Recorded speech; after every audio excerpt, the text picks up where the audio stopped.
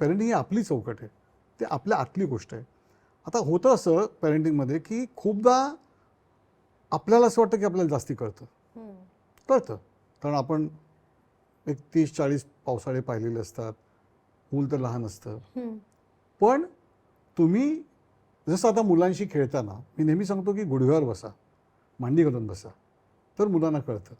तुम्ही असे 7 फूट ताड, 6 फूट किंवा 5 फूट, ते मूल बिचारे 1 फूट 2 फूट ऐसा नाही चलेगा. तुम्हाला खाली बसता आलं पाहिजे. तुम्ही जेवढे मूल व्हाल तेवढे तुम्ही उत्तम पेरेंट व्हाल.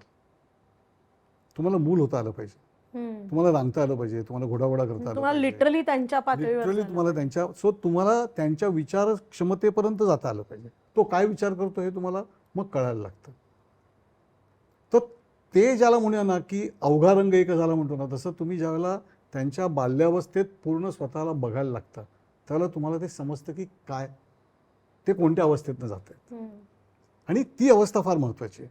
पण तुम्ही तुमचेच बंदिस्त राहिलात आणि तुम्ही डिक्टेटिंग टर्म्समध्ये जायचा प्रयत्न केलात तर हे फार कम्युनिकेशन अवघड होतं. जसं की आता आपलं वय मोठं आहे, पण याचा अर्थ असा नाही की पेरेंट म्हणून आपण मोठे आहोत. आपलं वय हे पेरेंट म्हणून असणारं वय, म्हणजे पालकत्वाचं वय हे मोठ्या मुलाच्या म्हणजे बरोबरीचं असतं.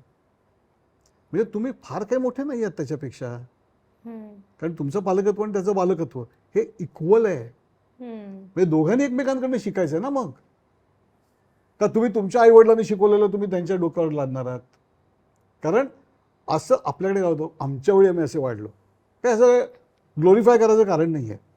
कारण हे ग्लोरिफाय करत राहिलो ना आपण तर मग या मुलांचे प्रॉब्लेम तयार होतील येणाऱ्या जनरेशन्स. आणि ग्लोरिफिकेशन करण्यासारख्या गोष्टी फार कमी आहेत पूर्वीच्या काळातल्या, तो ग्लोरिफाय करू नये आपण. आणि त्या कालबाह्य झाल्या नाही, आणि ते स्वाभाविक आहे. मी काय म्हटलं, त्या काळातलं पेरेंटिंग तुम्ही आज नाही आणू शकत. हो, आज चुकीचं आहे. आज जर त्या काळात कसं होतं, आज्ञाधारक आहे आमचा मुलगा किंवा मुलगी, हे त्या काळात चालत होतं. आज आज्ञाधारक म्हणजे त्याला बावट करून ठेवाल तुम्ही, चालणार नाही तसं. कारण आजच्या काळामध्ये आपल्याला त्याला एक कालसुसंगत, मी स्मार्ट नाही म्हणणार, पण कालसुसंगतता देता आली पाहिजे.